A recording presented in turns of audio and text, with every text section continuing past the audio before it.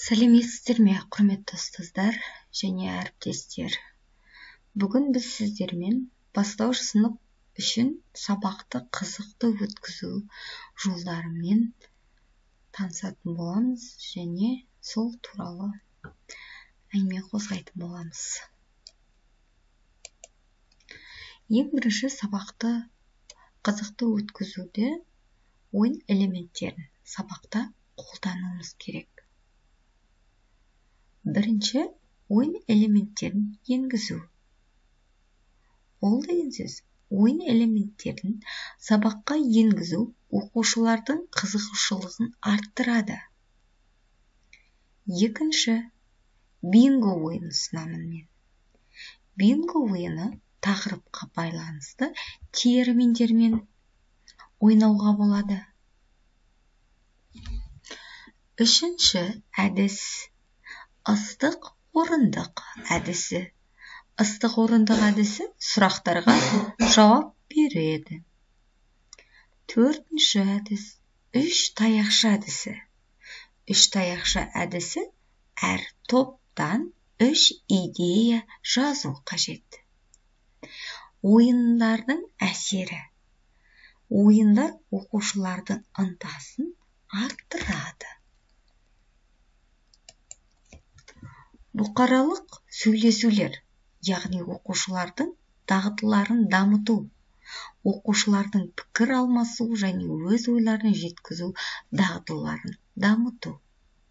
Оқушылар өз ойларын анық жеткізуі керек.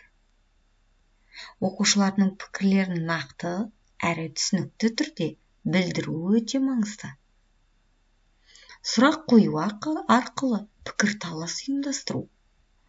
Ол жерде сұрақтар қою арқылы оқушылар арасында пікір талас жүргізіліп, олардың дауыс беру және тыңдау дағдыларын дамыта аламыз. Топтық жұмыстар, яғни бірлескен оқу түрі. Бұл бірлескен оқу түріне әлеуметтік дағдыларды дамыту, кооперацияны арттыру, тасымалдарды орындау, презентация өткізу.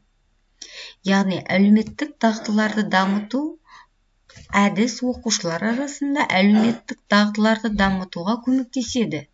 Бұл болашақта пайдалы.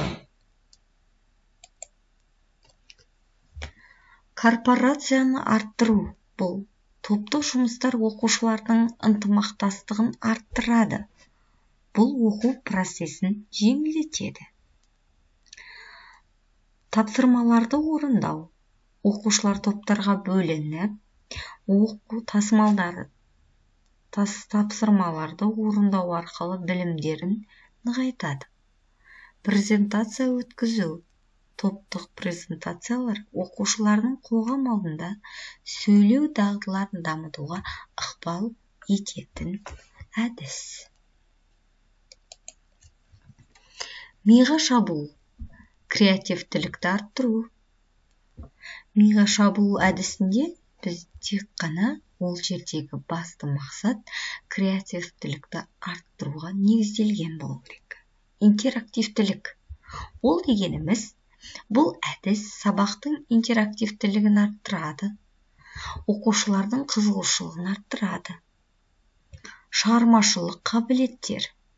Оқушылар шығармашылық қабілеттерін дамыту арқылы сабақтың сапасын арттырыңыз. Идеяларды жазыңыз. Тақырыпқа байланысты идеяларды жазыңыз. Бұл шығармашылықты ынталандырады.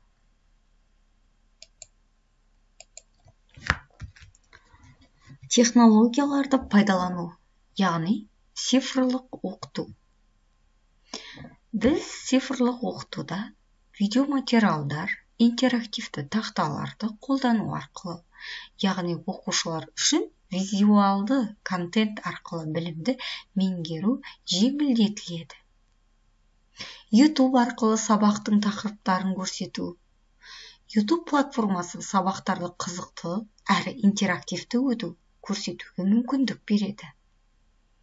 Технология оқушылардың қызығушылығын арттырады. Цифрлық құралдар оқу процесін қызықтырып, оқушылардың назарын аударады. Көрнекі құралдар, яғни оқыту сапасын арттыру болып табылады. Суреттер, диаграммалар, инфография. Көрнекі құралдар сабақтың тиімділігін арттырады. Оқушылардың ақпаратты қабылдауын жеңілдетеді.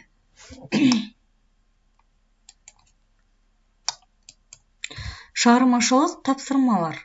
Оқушылардың қызығушылығын ояту.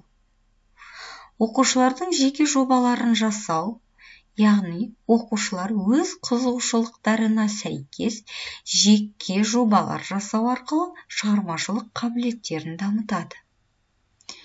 Топтық шығармашылық жұмыстар. Топтық жұмыстар оқушылардың бір-бірімен ынтымақтастықта жұмыс істеуге және идеялармен бөлісуге ынталандырады. Рефлексия. Оқу процесін бағалау. Яғни, оқушылар сабақта не үйренгенін талқылай алады. Оқушылар сабақ барысындағы алған білімдерін және дағдыларын талқылап, өз ойларын білдіреді. Кері байланыс алу.